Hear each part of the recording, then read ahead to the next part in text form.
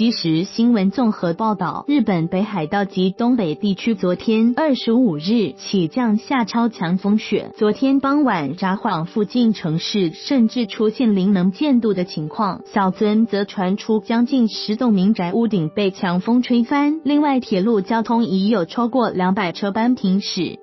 日本气象厅表示，日本北海道海边已刮起6到7公尺的大浪，预估风雪将会持续到27、28日为止。北海道跟东北的积雪量可能达到数十公分高，并呼吁市民提防大雪及雪崩。另外，有网友表示，目前旭川积雪已达29公分，其他地区积雪也已超过20公分。